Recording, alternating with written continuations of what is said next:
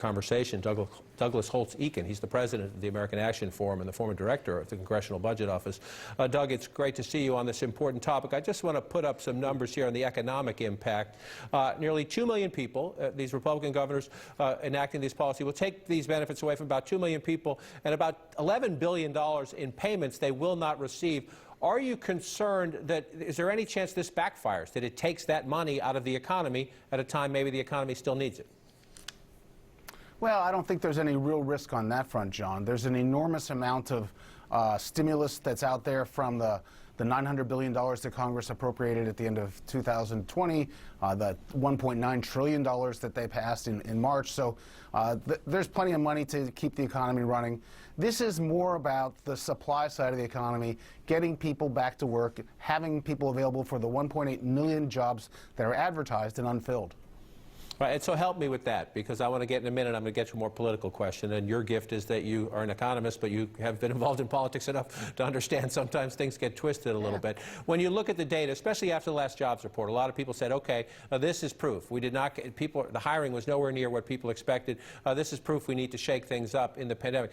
But some people say it's still fear of COVID, or it's a lack of child care. What data tells you that a significant number of people are staying home because they're getting a check that's equal or more than anything they could receive if they went and got a job?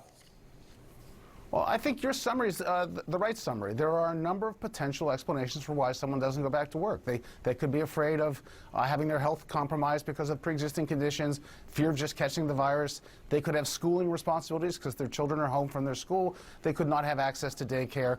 Or it could be the extended benefits that the federal government has put in place for the COVID-19 recession. What we know from previous recessions, previous research, a large body of work is that the higher is unemployment as a fraction of your wage, how much we replace of your standard of living, the longer are spells of unemployment. And this replacement rate is over 100% for 37% of Americans. That's a really big replacement rate, unprecedentedly large. You have to expect that it's going to extend some unemployment. We just don't know how much. And because of the world we live in, I've noticed, as I noted there, this is all Republican governors so far taking this step at the state level. Right. Bernie Sanders, an independent, but an independent who caucuses with the Democrats here in Washington, says Democrats in Congress secured life-saving unemployment aid to workers so they wouldn't have to go back to work for starvation wages or without child care. I sent a letter to the Labor Secretary today asking him to ensure Republican governors do not strip that assistance away. Does Washington have that power? Does the administration have that executive authority? Or is this up to the governors, whether they're a D or an R?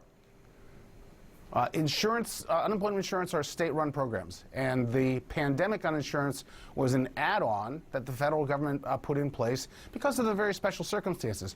We don't normally have a initially $600, now $300 a week benefit. We don't normally waive the requirement that people look for work to receive unemployment insurance, and we have a broader set of people receiving it, as you mentioned at the outset. So those are very special provisions. The governors can say, look, we just want to run our state program, and in doing so, they'll do two things. They'll change the economic incentives, that's what we discussed before, but they're also making the statement that we're back to normal. Right? This is a time when everyone desperately wants to get back to normal. They're making the political statement that my state is back to normal. Let's do business as usual. Douglas Holtz-Eakin, grateful for your time on this important issue. We'll continue the conversation. Thank you.